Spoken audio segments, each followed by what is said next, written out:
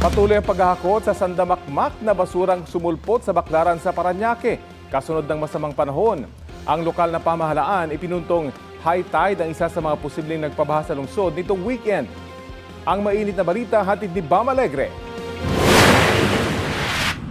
Tone-toneladang basurang inanod mula sa dagat ang tumambad sa mga taga-barangay Baclaran sa Parañaque. Sa lakas ng ulan nitong mga nakaraang araw, dito naipon ang sari-saring basura na itinapon ng mga mamamayan sa kung saan-saan. Mga basurang plastik, gulong, kahoy at iba pa ang nagsiksikan sa bahaging malapit sa Baclaran Church. Tulong-tulong ang mga tauhan ng Parañaque Senro para hakutin ang mga basurang naipon malapit sa LRT station. Kami yo'y nagulantang dahil hindi naman ako ganito talagang nagiging problema rito. High tide, pumasok lahat ng basura galing sa Manila Bay ho. Ngayong umaga, patuloy ang paghakot sa mga basura sa estero. Gumagamit sila ng heavy equipment na mula sa pamahalaan. Yung basura na yan, dati malinis yan. So yung kasagsagan po ng bagyo, siguro dito napunta lahat yung basura, kaya di ka nagkaanuhan. Para siguro sir, ang magagandang gawin yan sir, sa mga basura, dapat iipon nila, ilagay nila sa ano, kasi may mga truck naman po dumadaan sa mga basura, para hindi na tayo magkaganito.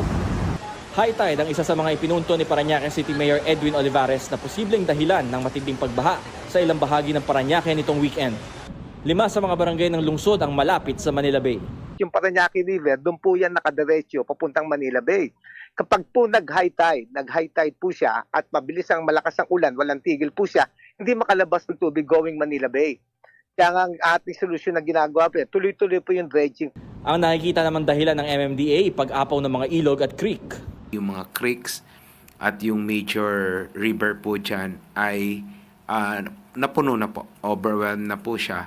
Ang long-term solution po dyan ay maglagay po ng floodgates at pumping station doon po sa dalawang area, La Huerta and yun pong isang major river dyan. Sa Las Piñas, mga baradong waterways naman ang nakikitang dahilan ng pagbaha. Kaya naghihigpit ang MMDA sa mga lumalabag sa easement rule.